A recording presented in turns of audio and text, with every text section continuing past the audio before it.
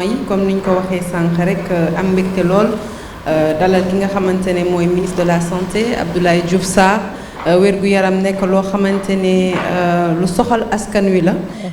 comme ni ko Pape Djibril Fall waxee sànq ñuy waxtaane donc wér-gu-yaram tey ak système de santé fii ci Sénégal xam naa ne nag sénégalais yëpp ñu ngi ñuy teewlu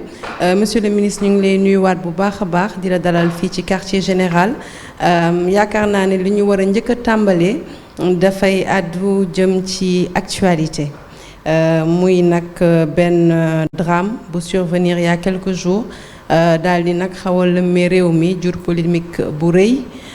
ndax métit bu mu jur ci nit ñi muy faatu soxna soosu ñuy wax Astu Soxna may jaare ci émission bi di ko jaal jëkkëram di ko jaal ay waajuram di ñaan suuf oyof si kawam yàlla xare ko aljana te jéggal ko ay bàkkaaram laaj bu njëkk bi nag monsieur le ministre bëggoon naa xam ban moment nga yëg faatu soxna soosu ci yan condition la fekk naka nga ko yëgee kan moo la informé et surtout ban moment nga sentir ne vraiment lii mën naa jur coow. maa ngi lay remercier Sarah si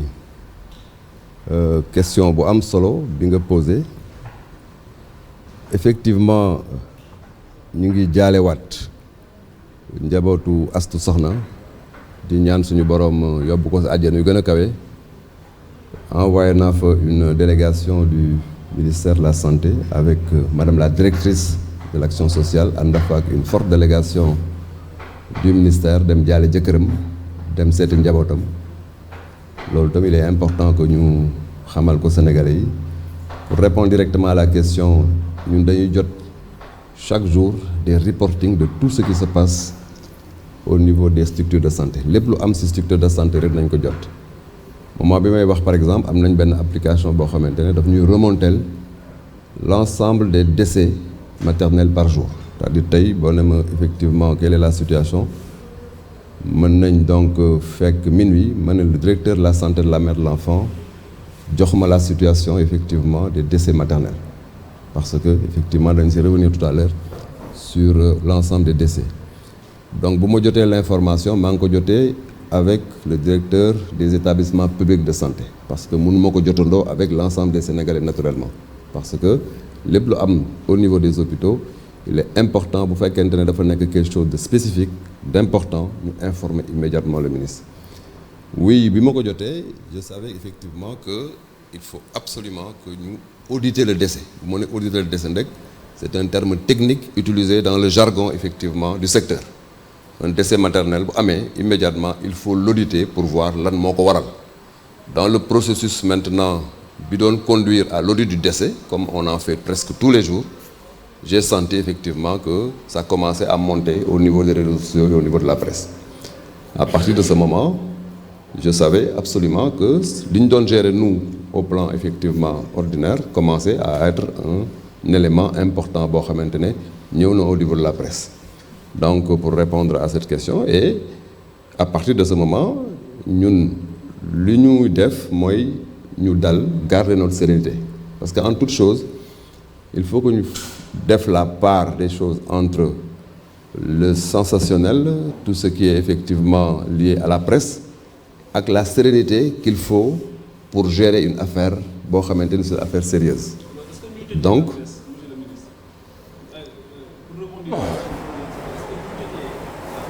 son implication taxawaay bi dina ci am.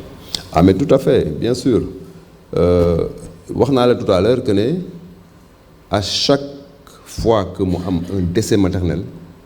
dañuy lancer effectivement ce qu'on appelle auditu décès bi il est évident que maintenant dafa am beneen aspect boo xamante ne dugg na ci mbir mi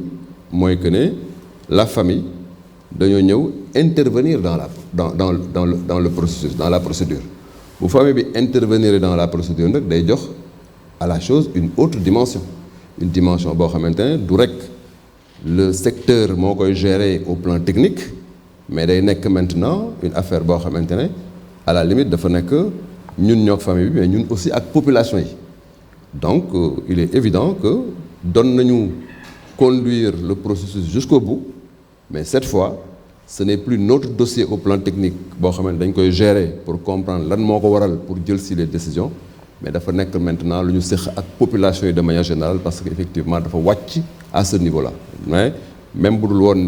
presse bi danañu continuer suñu liggéey xool réellement dossier boobu lan moo ko waral. Qu'est-ce que l'audit a révélé concrètement? Qu'est-ce que l'audit a révélé? waaw c'est une très bonne question Pape Djibril. Audit d'essai maternel bu ñu koy def dañ koy def ci ñetti fan benn bi fànn bi ñu ngi koy tuddee d'ailleurs de manière globale l'audit dañ koy def sur ce qu'on appelle les trois retards. Le premier retard dañuy xool est-ce que le retard bi xamante ne moo am en termes donc de conséquences négatives ba donc décès maternel war a am est-ce que mi ngi jógee si loo xamante ne jigéen ji la ak environnement ak telle communauté bi c'est-à-dire est-ce que réellement c'est à son niveau ou au niveau de la communauté bu fekkente ne vérifier nañ retard boobu ñu ne newul côté boobu ñu auditer xool est-ce que réellement newul si parcours bi avant muy ñëw à l'hôpital c'est-à-dire le transport bu muy ñëw entre la maison et donc la structure de santé bu ñu vérifier ne foofu yëpp amul benn problème pour le cas de Astou Sokhna moom moo indil boppam à l'hôpital te ba muy ñëw dara jotu ko bu ñu vérifier deuxième retard bi mbir bi newul foofu ñu vérifier le troisième retard est-ce que newul dans la structure sanitaire bi ñu xoolee effectivement vérifier on s'est rendu compte en réalité que le retard c'est le troisième retard qui est concerné autrement dit c'est au niveau de la structure sanitaire ñu identifier deux éléments essentiels élément bu njëkk bi mooy de problème diagnostic la pertinence du diagnostic même je crois que ça aussi c'est important deuxième élément bi mooy c'est un élément de surveillance c'est-à-dire la négligence dans la surveillance effectivement de Astou Sokhna ñaari éléments yooyu la ñu incriminé au niveau donc technique te l'audit a été opéré quand même par ñi xamante ne à chaque fois qu'un cas comme ça se pose ñoom ñooy def donc le travail mooy la direction de la santé de la mère et de l'enfant mais aussi la chaire de gynéco de l'université Cheikh Anta Diop de Dakar mais pour ce cas particulier parce qu'il s'agit d'un hôpital ñu adjoindre si la direction des établissements de santé